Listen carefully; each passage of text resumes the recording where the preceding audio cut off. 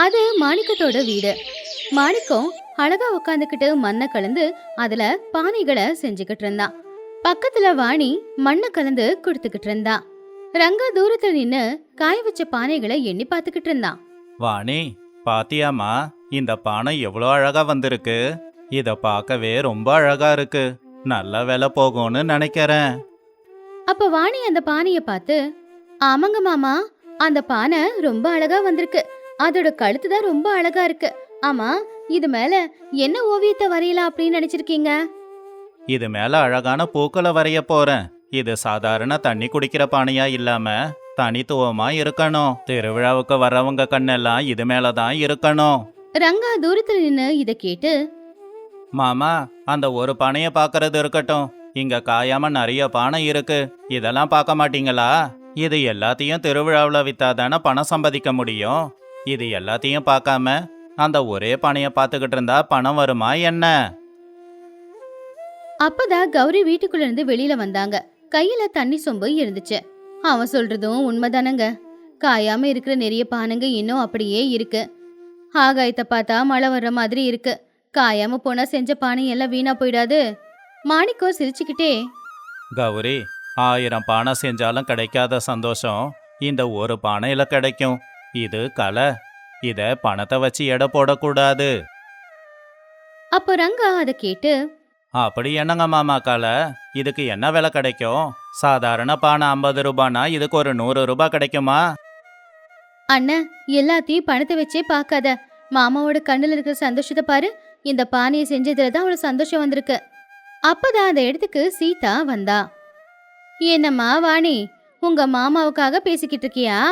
முந்தா நேத்து வாங்கிட்டு போன பானையில சின்னதா கீரல் விழுந்து தண்ணி சொட்டிக்கிட்டு இருக்கு. அதை மாத்தி கொடுங்கன்னு சொன்னா இங்க வேற பானைய அவரு செஞ்சுக்கிட்டு இருக்காரு. அது கேட்டு கௌரி, ஐயோ சீதா, ஏதோ தெரியாம நடந்திருக்குமா, தப்பா எடுத்துக்காத. நாளைக்கு ரங்கா கிட்ட வேற பானைய உனக்கு கொடுத்து அனுப்புறேன்.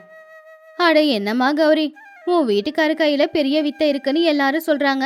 ஆனா எனக்கு தான் தெரிய மாட்டேங்குது. ஆமா, என்ன அந்த பானை ரொம்ப வித்தியாசமா இருக்கு? இது விக்கிறதுக்காக இல்லம்மா சீதா, என் சந்தோஷத்துக்காக. முடிஞ்சதுக்கு அப்புறமா பாரு. சரி சரி மாமா, நேரமாகுது. இந்த பானை எல்லாத்தையும் நெருப்புல வச்சு சுடணும். இல்லனா நீ பட்ட கஷ்டமெல்லாம் வீணா போயிடும். மண்ணை நம்பி வாழறவன அந்த மண்ணு கைவிடாதுடா. என்னைக்காவது தெரியும் நான் செஞ்சிருக்கிற பானையோட அருமை உனக்கு. அடுத்த நாள் காலையில நெருப்பு அணைஞ்சு போச்சு. எல்லாரும் நெருப்பு கிட்ட இருந்தாங்க. மெதுவா உள்ள பானை சுட்டு இருக்கான்னு பாத்துக்கிட்டு இருந்தாங்க.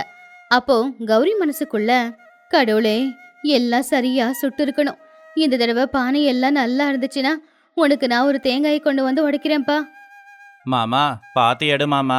அந்த மூலையில இருக்கிற பெரிய பானை உடையாம பாத்துக்கோ. மாமா, முதல்ல அந்த மயில் கூஜாவை பாக்குறீங்களா? அது எப்படி வந்திருக்குன்னு பாக்கலாம். மாணிக்கம் ரொம்ப கவனமா அந்த மயில் கூஜாவை வெளியில எடுத்தான். அதுல நேரம் பார்க்க ரொம்பவே நல்லா இருந்துச்சு. ஆனா திடீர்னு பட்டுன்னு ஒரு சவுண்டு. என்னன்னு பார்த்தா அந்த பானையில ஒரு கீரல். மாணிக்கத்தோட முகம் வாடி போச்சு. ஐயோ, என்னாச்சுங்க? ஏன் ஒரு மாதிரியா இருக்கீங்க?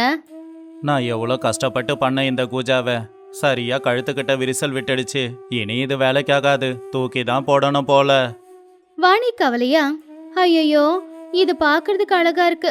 ஆனா இந்த மாதிரி விரிசல் விட்டுருக்க வேண்டாம். அப்பதான் அங்க வந்த சீதா, என்னம்மா எல்லார் முகமும் வாடி போயிருக்கு? ஓஹோ, நேத்து மாணிக்கண்ண சொன்னா அந்த கூஜா உடஞ்சு போச்சா? அதுக்குதான் சொல்றது, மண்பானை தான், அது எப்பவுமே சில்வர் பானை ஆகாதுன்னு. மாணிக்கோ கண்ணுல கண்ணீரோட அந்த கூஜாவை கையில எடுத்து வச்சுக்கிட்டு, எவ்வளோ கவனமா செஞ்சேன். எங்க தப்பாச்சு? என் குழந்தைக்கே அடிபட்டா மாதிரி இருக்கு. மாமா, இப்ப என்னாச்சு? அது உடஞ்சி போச்சு, அவ்வளவுதானே. இனி அது பயன்படாது. அதை தூக்கி போட்டுட்டு மற்ற பானையெல்லாம் ஒழுங்கா வந்திருக்கான்னு பாரு. ஆமாங்க, விடுங்க.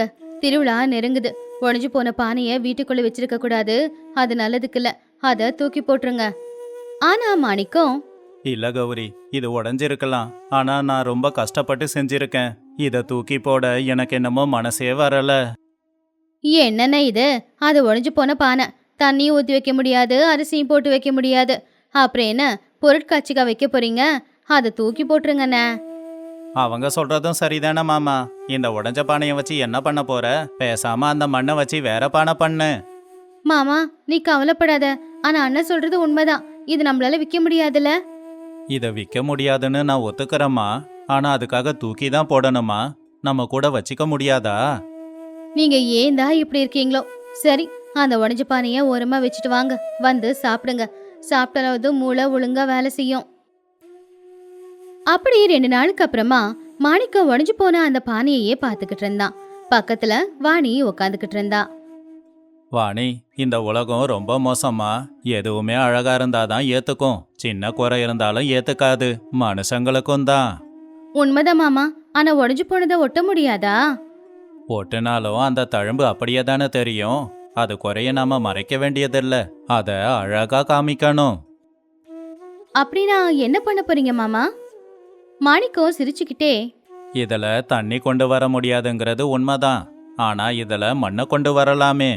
மாணிக்கம் எழுந்திருச்சு நல்ல சத்தான மண்ணை வீட்டுக்கு பின்னாடி இருந்து கொண்டு வந்தாரு. வாணி ஆச்சரியமா பார்த்துக்கிட்டு இருக்கும்போது ரங்கா அங்க வந்தான். மாமா, மறுபடியும் அந்த பானையை வச்சு என்ன பண்ற?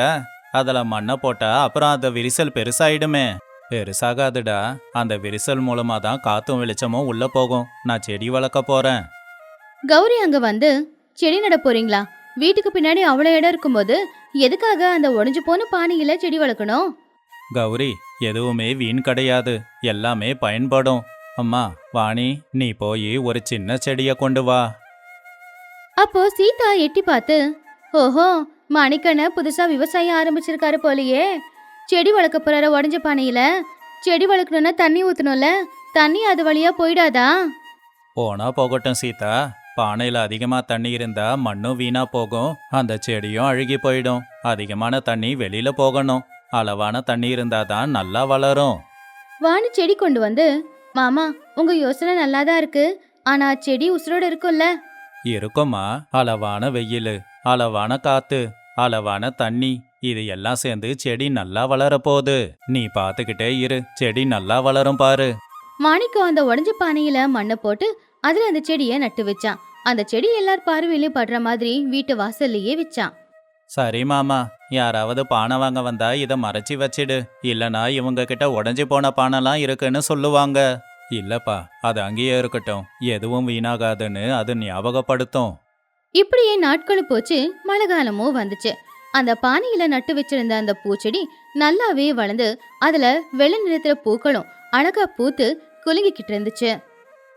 பானை ஒடிஞ்சு போயிருந்தாலும் அதுல வளர அந்த செடி பார்க்கறதுக்கு கண்ணுக்கு குளிர்ச்சியா இருந்துச்சு. வாணி பூ பறிக்க வரும்போது, அத்தை இங்க பாரு, இன்னைக்கு இந்த செடியில எவ்வளவு பூ பூத்திருக்குன்னு பாரு. இது சாதாரண பூவை விட பெருசாவும் அழகாவும் இருக்கு. கௌரி அதை பார்த்து ஆச்சரியமா, ஆமா வாணி, அன்னைக்கு உங்க மாமாவை திட்டுன. ஆனா உண்மையிலேயே இந்த செடி ரொம்ப நல்லா தான் வந்திருக்கு. அந்த விரிசல்ல இருந்து ஒரு சின்ன வேரு வெளியில வந்திருக்கு. பாக்குறதுக்கு அது ரொம்ப அழகா தெரியுதுல்ல. அப்போ சீதா காய்கறி வாங்கிக்கிட்டு வீட்டுக்கு வரும்போது அந்த பானைய பார்த்து, அடடா, என்ன கௌரி இது? அன்னைக்கு தூக்கி போட சொன்ன பானையா இது? பாக்குறதுக்கு ரொம்ப அழகா இருக்கே. அப்போ மாணிக்கம் உள்ள இருந்து வந்து, பாத்தியாமா சீதா, அது உடைஞ்சு போய் தண்ணிய வேணும்னா சுமக்காம இருக்கலாம். ஆனா மண்ணை சுமந்து இன்னைக்கு அழகான பூக்களை பூக்க வச்சிருக்கு பாரு. ஒத்துக்கிறேன்னு, நான் அன்னைக்கு சொன்னது தப்புதான். இப்ப இது உடைஞ்சு போன பானை மாதிரி தெரியல. ஏதோ கலைநயத்தோடு செஞ்ச ஒரு பானை மாதிரி தான் இருக்கு. ஏதோ நேரம் நல்லா இருந்து செடி நல்லா வளர்ந்துச்சு. அதுக்காக பானையை யாரு வாங்குவாங்க? அப்பதான் ஒரு பெரிய மாட்டு வண்டி வந்து அவங்க வீட்டுக்கு முன்னாடி நின்னுச்சு. அந்த ஊரு ஜமீன்தார் அம்மாவான லக்ஷ்மி அம்மா இறங்குனாங்க. வாங்கம்மா வாங்க. வாணி, நாற்காலி கொண்டு வந்து போடு. அம்மா சொல்லி அனுப்பியிருந்தா நாங்களே கொண்டு வந்திருப்போமே. லக்ஷ்மி சிரிச்சுக்கிட்டே, இல்ல கௌரி, நாளைக்கு என் வீட்ல என் பொண்ணோட கல்யாணம் இருக்கு. அதனால வீட்டை அலங்கரிக்க சில கலைநயத்தோடு கூடிய பொருட்கள் தேவைப்படும். அதான் உங்க வீட்டுக்காரரை பத்தி கேள்விப்பட்டு அவரை பாக்குறதுக்காக வந்தேன். நீங்க எங்க வீட்டுக்கு வந்ததுக்கு நாங்க கொடுத்து வச்சிருக்கணுமா? ரங்கா, உள்ள இருந்து பெரிய பெரிய பானையை கொண்டு வந்து காட்டு. ரங்கா உற்சாகமா, சரிங்க மாமா, வாங்கம்மா. இந்த பானையை நாங்க நேத்து தான் செஞ்சோம். இதுல விளக்கேத்தி வச்சா பிரகாசமா இருக்கும். லக்ஷ்மியும் ரங்கா காட்டின பானைகளை பார்த்துக்கிட்டு இருக்கும்போது அவங்க பார்வை திடீர்னு வீட்டுக்கு வெளியில இருக்கிற அந்த கூஜா மேல போச்சு. அது ரொம்ப அழகா இருந்துச்சு. லக்ஷ்மி ரொம்ப ஆச்சரியமா, இது நல்லா இருக்கே.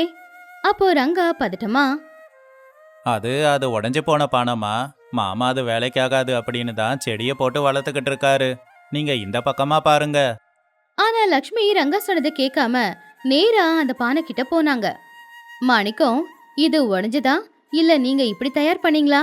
அது சுடும்போது உடைஞ்சு போச்சுமா. தூக்கி போட விருப்பம் இல்லாம வச்சிருக்கேன். என்ன ஒரு அழகு! நல்லா இருக்கிற பானைங்க சந்தையில நிறைய கிடைக்கலாம். ஆனா ஒரு குறைய கூட அழகா காட்டுற மாதிரியான இந்த மாதிரி கலைநயத்தோட இருக்கிற பொருட்கள் எங்கேயுமே கிடைக்காது. அந்த பானையில இருக்கிற விரிசல் வழியா பார்க்கும்போது உள்ள தெரியிற அந்த மண்ணும் அதுல இருந்து வெளியில வந்திருக்கிற அந்த வேரும் வாழ்க்கைக்கான பாடத்தை கத்து கொடுக்குது. அம்மா, அந்த உடைஞ்சு போன பானை உங்களுக்கு பிடிச்சிருக்கா? பிடிச்சது மட்டும் இல்ல, இத நான் வாங்கலாம்னு நினைக்கிறேன். மாணிக்கம், இந்த பானைக்கு என்ன விலை? அது கேட்டு ரங்கா, ஆமா, அது உடைஞ்சு போன பழைய பானை. அதுக்கு வேலையா? சும்மா எடுத்துக்கிட்டு போங்க. லக்ஷ்மி ரொம்ப கோவமா கலையையும் அது செஞ்ச கலைஞனையும் அவமானப்படுத்தது. ரங்கா, மாணிக்கம், இந்த பானையை செஞ்சது நீங்க தானே? இதுக்கு நான் 5000 ரூபாய் விலை கொடுக்கறேன். வேண்டான்னு சொல்லாதீங்க. எல்லாரும் ஆச்சரியப்பட்டாங்க. ரொம்ப நன்றிங்கம்மா. பணம் முக்கியம் இல்ல. என்னோட எண்ணத்தை புரிஞ்சுக்கிட்டீங்களே, அதுவே கோடி ரூபாய்க்கு சமம். அன்னைக்கு சாயந்தர நேரம் மாமா, என்ன மன்னிச்சிடு. ஒரு பானைய பொருளா தான் பார்த்தேன். ஆனா நீ பார்க்கற மாதிரி என்னால பார்க்க முடியல. மாணிக்கம் சிரிச்சுக்கிட்டே, பாத்தீங்களா, இயற்கையில எல்லாமே பயன்படும். எந்த ஒரு குறையும் அழகுதான். அந்த குறையே தெரியாத அளவுக்கு அதை அழகா மாத்துனா எல்லாமே அழகாதான் தெரியும். நம்ம மனசுக்குள்ளேயும் குறைங்க இருக்கு. அதை மாத்திக்கிட்டா அழகாதான் தெரியும். உண்மைதாங்க. இத்தனை நாளா நாம ஏழைங்களா இருக்கோம் அப்படின்னு நான் வருத்தப்பட்டேன். ஆனா உங்களுடைய கலைநயம் என்ன பணக்காரியாக்கிருக்கு. நீ சொன்னது சரிதான் மாமா. நல்லா இருக்கிற பானைங்க தண்ணியை தான் கொடுக்கும், உடைஞ்ச பானைங்க தான் பாடத்தை கத்து கொடுக்கும். அதை கேட்டு எல்லாருமே சிரிச்சாங்க. இந்த கதையில இருக்கிற நீதி என்னன்னா, எல்லா மனுஷங்க கிட்டயும் ஒரு குறை இருக்கும். அதை ஏத்துக்கிட்டு அதை சரியான வழியில கொண்டு போனா குறையே அழகாகும்.